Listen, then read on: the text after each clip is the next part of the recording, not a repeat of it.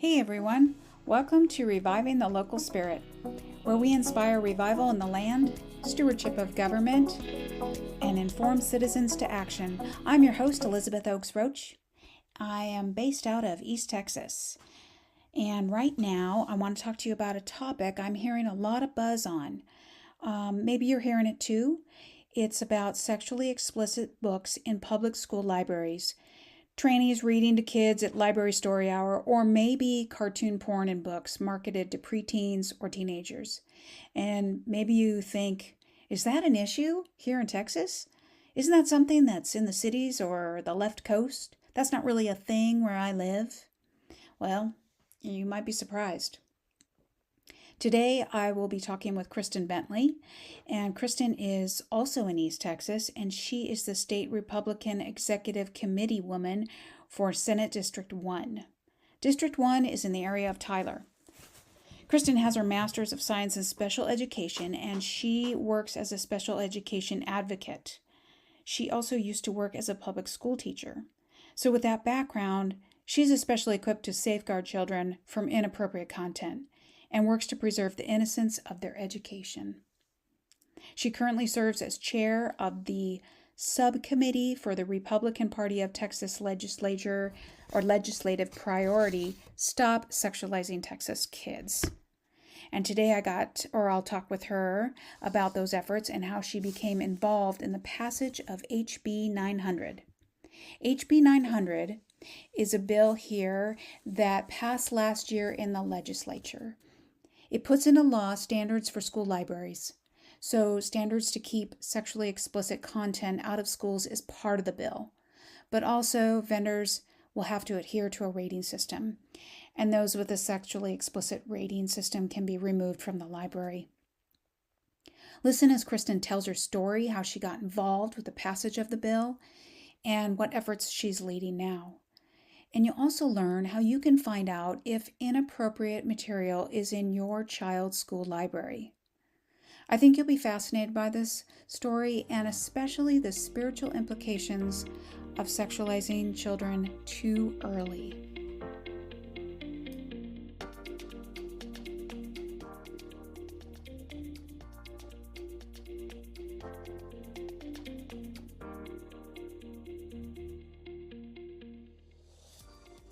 Okay, testing. Welcome. So I just want to thank you for joining me. And I wondered if you could just give a little context to the listener. I know that right now you are working with your Senate District 1 SREC committee woman, and that is in Republican leadership. Is that kind of where you got started with this HB 900, or was it before then? Well, I started working on the issue of the filthy books that we were finding in our schools before I became the SREC committee woman here in Senate District 1. And that just started about 3 years ago, last fall, when we started to discover this problem very publicly about inappropriate materials being in our schools, very pornographic and explicit content. And so I audited the school library where my oldest son was attending school in Tyler and found hundreds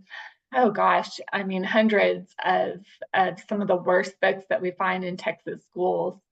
And so that's what really introduced me to the problem, and I got connected with a lot of other people who had been working on this issue a lot longer than I have, and then that led to the serving on the subcommittee for the Legislative Priority Stop Sexualizing Texas Kids and chairing that committee, and then the work or some of the solutions that we identified, we were able to put into bills, including HB 900 in the 88th legislative session. Which was the last session? Yes, so that was in the last session that we just ended about a year ago. And so we have our 89th legislative session coming up in January 2025. And we just had our convention, our state convention, Yeah. and for the Republican Party of Texas, and our delegates chose the legislative priority, Stop Sexualizing Texas Kids Again. And Great. yes, so we'll continue that work into the 89th legislative session. Oh, that's wonderful. That's wonderful. So that was kind of how you had just heard rumblings about it. Because I know you said, just remind me, that you used to be a teacher. Um, at that time when you heard about this topic, this was like were you not a teacher at that time, or this just you just heard rumblings about this? Is that Yeah, kind of how you got started in it? yeah. I am a special education advocate, and I've been doing that for 8 years now. I was a teacher, a special education teacher. And when I had my youngest son, I went into advocacy work so I could have a little more control over my schedule. Sure. So yeah, and what happened in I guess it was 2021, in the fall of 2021, Matt Krause, who was a state representative at the time, came out with a list of books that were possibly unsuitable for schools. And these books included books that related to critical race theory, Mm. and then all of these sexually explicit materials. And at that same time, too, we saw moms from Keller ISD expose that they had the book Genderqueer, which is cartoon porn, or contains cartoon Mm. porn in it, in their school Mhm. there. And then just nationally, this was getting a lot of attention. So I was working already in the 87th legislature. We had just finished the 87th session and had been working on issues related to pediatric gender modification. And so my friend Jill Glover, who was a former SREC member who championed issues related to protecting kids. Unfortunately, she passed away this year. Okay. But she championed these issues and she led legislative priorities. But she's the one who called me and asked me if I could audit my son's school. And I'd heard the rumblings, as you say, of Yeah. this issue, and I think it was kind of one of those silver linings of COVID. A lot of parents were really getting involved and seeing what was going on in their kids' schools. Oh Uh, yeah. and Kind so of woke everybody up. it did. And so Yeah. she's the one who called me and asked me to look into it. And I was not a teacher, just at that time, an activist and a mother, and involved in policy already. But I just thought, I'll never forget, because I was on the way to Arkansas to go on a trip with my husband, and I Yeah. got off the phone with her and said to my husband, I'm not, I'll do it, but I'm not going to find any of these books in my son's school. We live in the most Christian conservative part of the state. There's just no way. And so, Yeah. but when I got back, I was absolutely shocked at what I found, and really angry about it. But Yeah. I do remember, to your point about being a teacher, I remember I was so angry, and it's like, but I called I remember calling my mom and talking to her about it and saying, I don't know how, as a former teacher, I didn't know that this was going on. Um, I just, it kind of gave me, I think, understanding to maybe give some grace to some of the school districts, the administration, and some of the teachers and librarians who just had no idea, even though I think there's responsibility there. Hmm. Um, but yeah, it was just, I think it was under our noses for quite a while, and it just sort of Yeah. snuck in. Yeah. Really. Yeah. And I think this is probably um, handy for you being a teacher. But like for me, I wouldn't even know where to go, like even to look for that in the school or in the school library. How did you know? Like, do you just go into the library database and put in keywords, Mm. and then you get a list of authors that come up? I mean, how did you know how to identify those books? Well, it is amazing. 3 years ago, we really didn't have very many lists to go based on I did a lot of keyword searches when I Yeah. was looking at the books originally and auditing in Tyler ISD. And it's like one thing would lead to another. And I was just such a dog on a bone, I think, at that time, Yeah. where because I would do a lot of cross-referencing and look at Amazon reviews, and I would get books, digital copies of Oh, them on my Kindle, and do keyword searches. But since then, I mean, a lot has happened in the last 3 years, and and right at that same time too, there was a lot going on this issue at that same time. So there were resources being developed. Booklooks.org is a great resource for book reports. okay. Ratedbooks.com, Mm-hmm. ratedbooks.com, that's another one. Texans Wake Up, that's Jamie Haynes' website or organization. She started to make book reports and share book reports. And so, in the beginning, we didn't have a lot of lists. We have quite a few lists now. Yeah. And I have a list that I put on that I've vetted, where in one way or another they could meet the standard of removal based on educational unsuitability, being pervasively vulgar or sexually explicit, and that's on protectchildhood.org. Yeah. And every single one of the books on that list has a book report to go with it that you can Mhm. share with your school board or superintendent. So, but yeah, in the beginning, we did a lot of cross-referencing and creating book reports, and we're still doing that too. But I just want to say the problem with lists is that we're always Mhm. adding to them, always adding to them. Yeah. Yeah, for sure. I can, as you're talking, I can see how God has equipped you, like your experience from before as a teacher, a special ed teacher, Mhm. um, has really helped, or was it special ed advocate? Yes, yeah, Okay.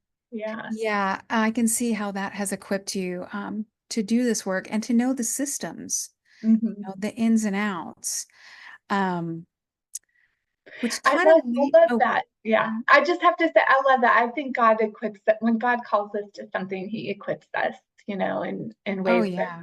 mhm, Yeah, our backgrounds always help. It's like one thing builds on another. mhm. Yeah. Um, and that kind of leads me to when I first heard you talk, I was at a Grassroots America, We the People Mhm. meeting, and that's where you introduced Pastor Brandon Burden. But before that, you were talking about this, when we're in a war, we're in a war for the Lord, and that war is fun. And, I was just fascinated by that story. I know that this is probably a battle you didn't know that you were going to go up against. But I wondered if you could just share that story, because I think the listeners would really be fascinated by it. Yeah, yeah. So in the last legislative session, with the legislative priority that we had and the work we were doing, the biggest battle was for HB 900, and that was to pass legislation that would protect children from just the sexually explicit filth in their school libraries. And so, um, and and there were a lot of bills, by the way, that were filed for that. It's just, and HB 900 was endorsed by our subcommittee and got off to a great start. And so we were driving that legislation, and it was a real fight in the Hmm. end. And so, and I talk about it as, I mean, a huge battle, and I tell people that war is fun. And Hmm. so when we go to war in this way and go to war in a legislative battle, it is fun. And I think it's important to have a certain attitude where you enjoy the battle, or you Yes. have to enjoy the battle in order to be able to do this work. Otherwise, I think you get defeated pretty easily. And so, Brandon Burden, for those who don't know, Mhm. he has an organization or a PAC, oh gosh, it's North Texas conservatives. And so, but he's a pastor up in North Texas in Frisco. And he just wrote a book, but he sent buses, his PAC sent buses I think it was every Tuesday, or maybe Yeah. not every Tuesday, but they had Yeah. a ton of buses going down to the Capitol. And so one of the things that Brandon and I collaborated on was a day of action and prayer for Stop Sexualizing Texas Kids. And he and I share so many different, there were some pretty amazing things that happened through prayer at the Yes. Capitol. And we have testimony in that's just profound. And he documents that in his book. And so when I was at Grassroots America, We the People, and introduced him, Mm-hmm. um, it was such an honor to be able to do that and just and speak, I guess, into that experience and that shared experience that we had going to battle. Yes. And the thing, yeah, and one of the things that people who know me, people who hear me, when I speak at Grassroots, they've heard me say over and over again, war is fun. Mm-hmm. And so I think it's the first time for those who have heard me say that before, really be able to understand the context of that, because you know what I was able to explain is that we're not at war with flesh and blood, but Right. we're at war with principalities and evil and dark forces, and it's a Mm-hmm. spiritual battle Mm-hmm. that we're in. And when we go to war and go to battle for the Lord, he Mm-hmm. equips us, he gives us everything we need, Yeah. and it is fun fun Mm-hmm. fun to go to battle for the Lord. So. Yes. I completely agree, and I can relate to that. Up until a couple of years ago, I worked in an administration for a local city, and or not local here, but in Washington State. And I was in a liberal town, and it was very much, I didn't know what I was up against. I didn't know that I had been equipped for it, and so I had to, put on the armor every day, and then pray in the spirit, and also ask for other people to intercede for me.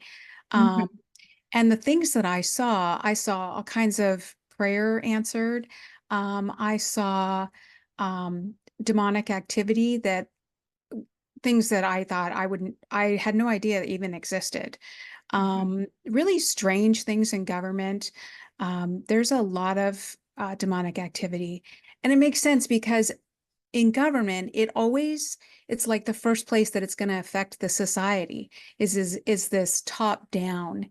And that's not really how it was supposed to be. Our founding fathers knew that it was supposed to be from the ground up. And Mhm. so we have to restore that. We have to get the word out that people are supposed to govern. The government is just there for protection of our rights, but it's up to us to govern. And so, yeah, I totally relate to what you're saying. Oh, yeah. Um, Well, and I would agree. I mean, I think we do see a lot. We just see a lot of demonic forces. I think yeah. um, more than ever. I think a lot of people are waking up to it and seeing it. There's a Yeah. lot of inversion. This whole issue around pediatric gender modification Yeah. and this assault on our children, um, the sexualization of our children, it is so satanic. Oh, And yeah. Oh, yeah. and and so and it's our job as parents and as grandparents and grown-ups, even if you don't Mhm. have children, to stand between the enemy, Satan, Yes. and our Yeah. children. And so I do hope that we see, and I think we will see, even more people activated this next session to go down to the Mhm. Capitol. And we will be doing we'll be doing duplicating what we did last time, Yeah. but I think exponentially. And one of the things that I didn't really realize until maybe later in the session toward the very end is the kind of, we were doing a lot of declaring when we were down there. Yes. And that's, and that is so effective. And Yes. so Yeah. yeah. Yeah, it's really great. And that is, I feel like that is so key to declare the word of the Lord, because the word says that the angels, they hearken to the word. So they can't help but obey the word. So they Mhm. have to go and be active on our behalf. So it's like heaven is cheering us on when we declare the word of the Lord. And so many people, they're not aware of this, that we have authority to speak the word of God, and it shifts the atmosphere, and the demons are bound by that. Yeah. So it I'm makes a getting the difference. chills. I, Getting the chills all the way to my cheeks. Yeah. yeah. Yeah. Yeah. I think one of the things that we have just amazing believers on our subcommittee too. And so and I one of the things that I think is really neat about HB 900 is that there is a lot of testimony through it, whether it's my testimony, Brandon's testimony, some of the others on the subcommittee, Mhm. um, because we saw the Lord working Yeah. through it. And then there's been a lot of challenges with the bill since then, because HB 900 is going through the courts right now, and Mhm. as it goes through the lower courts, there's an injunction on the enforcement mechanism in the bill, which was, Mm. where vendors were required to label essentially or rate books that are sexually explicit, and then issue a recall of any books that they sold previously to Texas schools that are sexually explicit. And so I won't go into all the details on the lawsuit, Yeah. but in January is when the Fifth Circuit, a 3-judge panel, uh, 2 out of the 3 blocked the enforcement mechanism. And it was very devastating news for so many of us who worked so hard on the bill. But what I realized almost immediately, and I believe, the Lord was speaking, or the Holy Spirit is really, just because I got the message very quickly Yeah. that that what it was revealing was the bigger problem in Texas education, which is enforcement. Mhm. Because we have a lot of education code. We have, I believe, on Amazon, you can buy all of, Texas education law, and it's over 700 pages, and most of it is not enforced. And Yeah. so HB 900 is revealing a bigger problem with enforcement in Mhm. Texas public schools. And through that, we're going to be able to fix some things that have needed to be fixed for a very long time. And so I Yeah. just love that God is continuing to work through the Mhm. through this bill. Yeah, I was going to ask you about the outcome of the passage, but it sounds like, it's being litigated, and that makes sense. This stuff is always fought really hard, especially something like this, because if you think about it, its logical conclusion, people might ask, well, what's the big deal? They can look at whatever on their phones. But the big deal is when it comes from a school, it kind of sends this message to kids that it's okay or it's not that bad. And I see it as its logical conclusion is that children who are sexualized early later on become sexually dysfunctional, or they may even lead into the transgender thing. And then, you've got kids who are castrated or chemically castrated later on, and then they can't have children. And so you can see it's like this demonic agenda of depopulation, really. I mean, when people are sexually dysfunctional or they can't have children at all, you can't reproduce. That's And right. and that's, what Satan's thing is, to steal, kill, and destroy. So you can see that, and that's why it's such a battle. Yeah. And so I wonder if this is just like HB 900 was really like a wake up call to everybody. It's like the start. Yours was to get it started. hmm I think so. I think one of the things that HB 900 did that was really important is it created the first ever mandated collection and development standards for school Mhm. libraries. And Mhm. so school libraries and libraries, including school libraries, have always been looked at as places of independent inquiry. And Mhm. so school libraries have not had strict standards in any state that I know of, that I'm aware of. And certainly I know in Texas, they never had any sort of standards. So we have curriculum standards for what can be taught in our classrooms, and a lot of oversight in that. But library materials, there was no strong oversight, no mandated standards for collection and development. And HB 900 did that and changed education code for the better to include these mandated standards. And that's a big deal Yeah. because of how libraries have always been looked at. So those standards are being upheld by the Fifth Circuit and in the law. And so we know that we're going to have to correct some things, change some things, Mhm. respond to some of the lawsuits. But I will say, for those who, we hear a lot that, or we hear from people, well, they can find it on their phone. Mhm. And that's the real problem. And I just heard that actually from a superintendent in Pine Tree ISD in a meeting that I had with him, with a group of local citizens who are working to audit the school library there. And they found about 75, 80 sexually explicit materials, including, by the way, Wow. Game of Thrones, the graphic novel, which has Yeah. pornography in it, cartoon Right. pornography.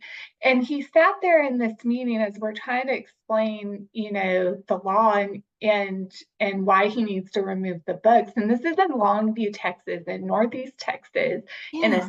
small school district. And he picks up his phone and he says, well, this is the real problem, what they can find on here.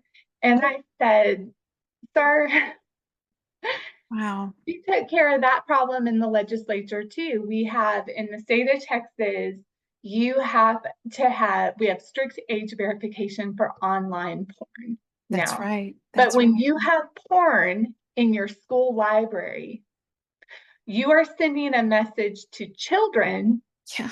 that it's okay to go on here and Right. look at porn. In fact, some of the books that we are trying to remove that are now illegal to have in the state in the school library tell kids that porn is a sugary treat and to go online and research their favorite porn star. Oh my gosh. And oh, I mean, This people is have shocking. oh, it is. And a lot of people still have no idea the kind of books that we're talking about. Hmm. Um, but I have a real problem with superintendents who are continuing to try to debate us on the Yeah. law instead of just complying with the law, because they have always had the legal right to remove books that are not appropriate for students. They Hmm. have always had the legal right to remove books that are sexually explicit and vulgar. Hmm. Moreover, they have always had the moral imperative to Yeah. do the right thing and remove those books without a state directive telling them to Right. do it. And so Right. I have no grace anymore left for Hmm. superintendents who tell me the real problem is this, Yeah. when they have porn in their school libraries and they refuse to do the right thing and Yeah. remove it. And yeah, and that's why it's so important to put the pressure for parents to put the pressure on the superintendent and go to their school board meetings. Yes, it is. And one of the things that we're doing in Senate District 1, and then this will be rolled out a model across, the state of Texas. We have 31 Senate districts. And so we're looking for people to lead and be liaisons for book auditing in every single Senate district across the state. But what we're doing is in Senate District 1, every single school district that has a catalog online, most of them do have their catalogs online, will be audited by the end of this year.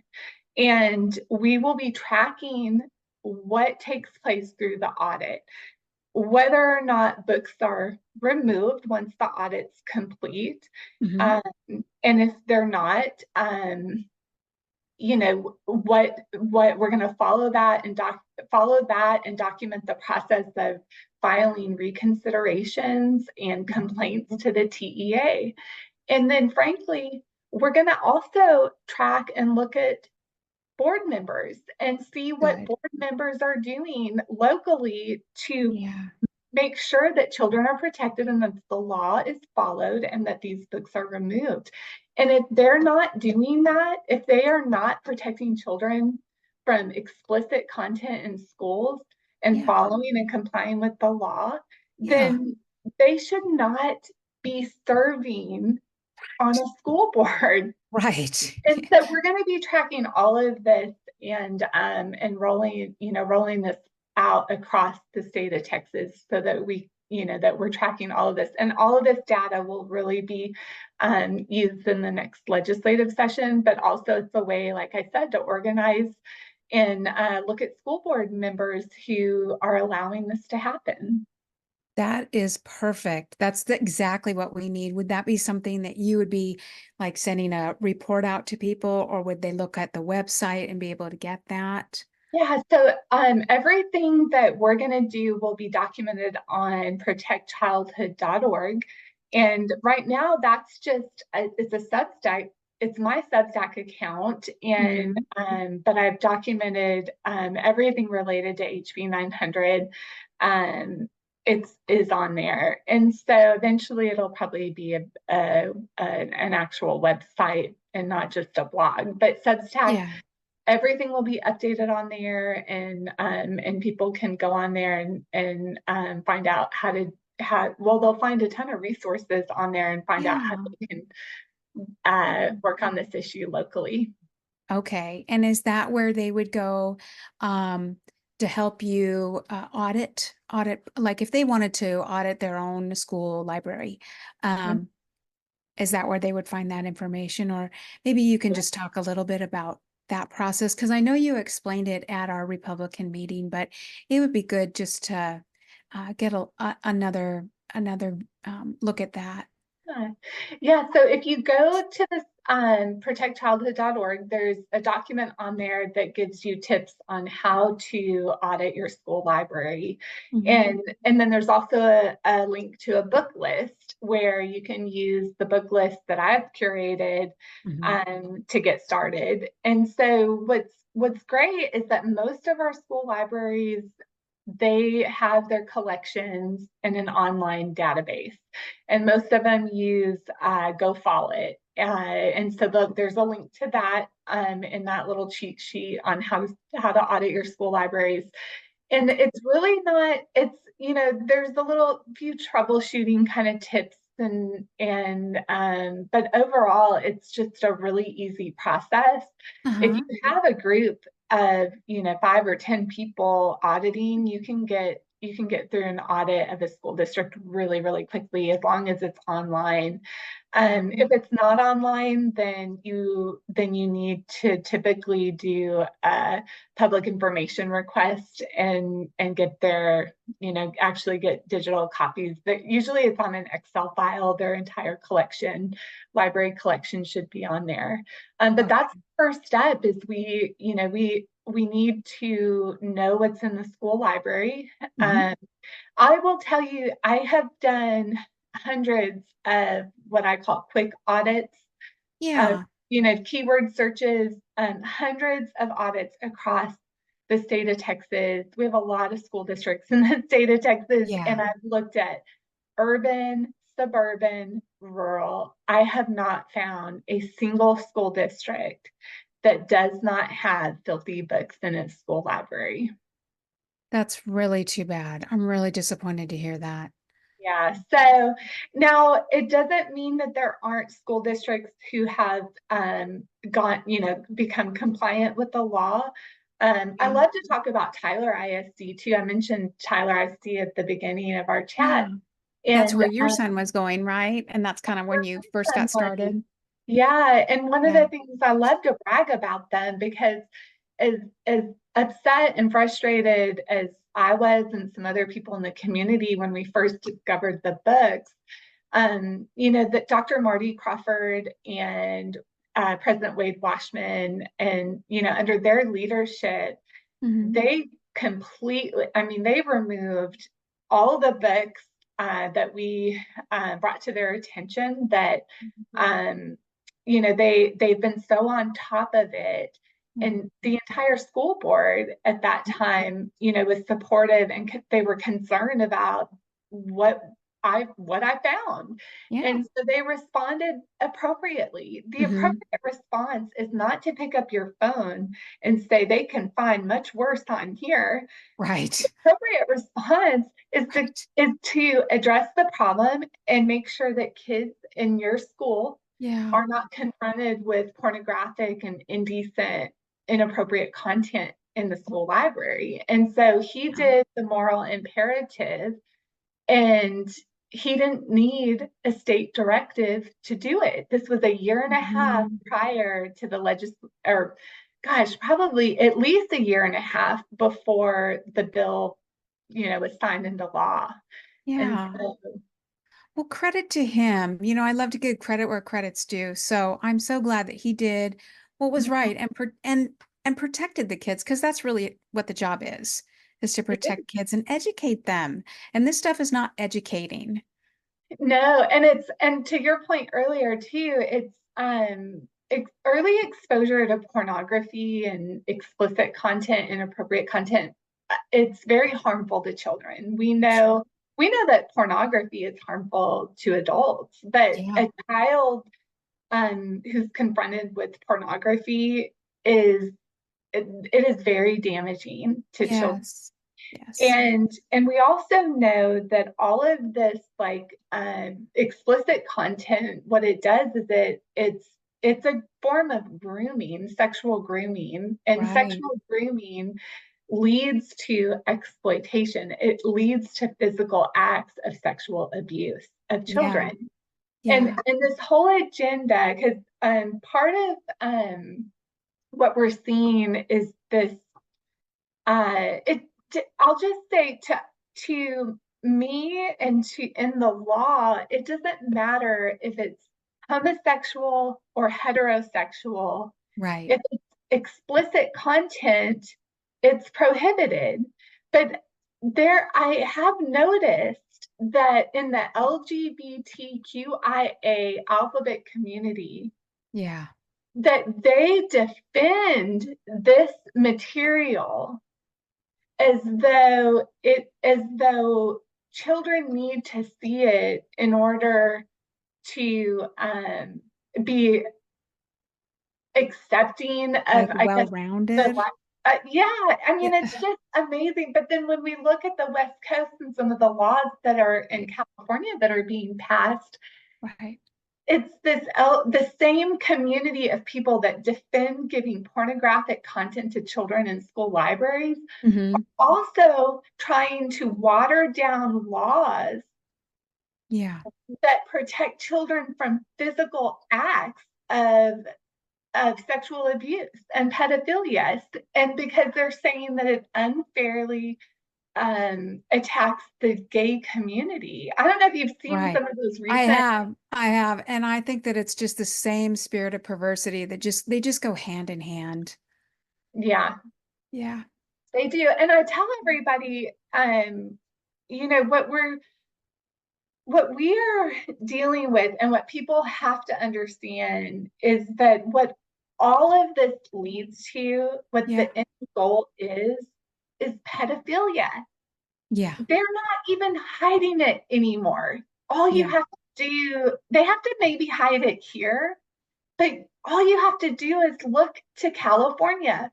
Right. Look at California. Look at the Pride festivals that took place in California, because the Pride festivals here have obscene devices, sex toys and things being sold in front of children. And very inappropriate things happening in front of children. But when you go to San Francisco, what are they doing at their Pride festivals? They are, I can't even probably say it on the. Oh no, we're good. We're good. Okay, they're standing in the urine, giving blowjobs to each other, men in front of children being present, and they don't do anything about it. Because I guess that's their community standard now. And in order, there's no standards. There's no standards. But if we have to protect our community standards in Texas, and if our community standards now are that we can have cartoon porn and erotica and explicit content in our school libraries. Yeah. What are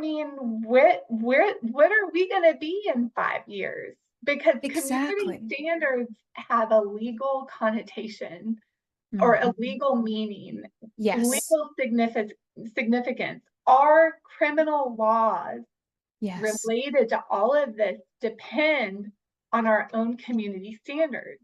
Right. So it's like we've got to put up this gate. And so what we're doing is we're rebuilding the wall, because we kind of dropped the ball. In Texas, this stuff should never have even gotten this far. It shouldn't have. And I think, my oldest son is 19 and I have a big age gap between my children. And so with time and experience, I look back and I think, wow, what in the world was my generation of parents thinking when we were just asleep at the wheel? I think on the pornography that our kids had access to on the internet. Because I think a lot of us thought, oh, well, we have filters and, different things on our computers that protect them.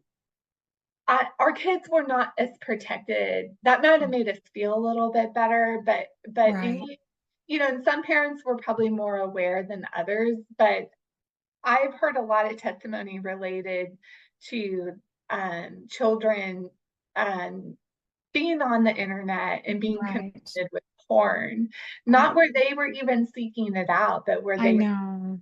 It's on social media. It's just it's an Instagram. Yeah, you can scroll just through Instagram and find it. Yeah, and it's in their school libraries. It's being sold. Cartoon porn is being sold and marketed to kids at Barnes and Noble and on Amazon.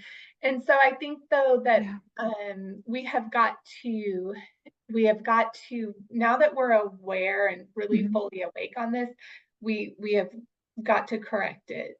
Yes. Yeah. Well, I'm so glad that you're doing what you're doing and you're in the fight, and you're raising awareness, and you've started this with HB 900.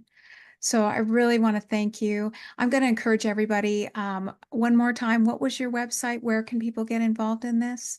It's protectchildhood.org. Okay.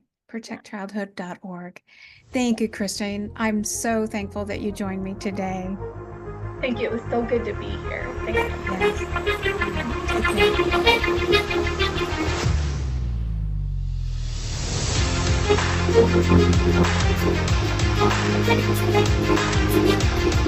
Yes.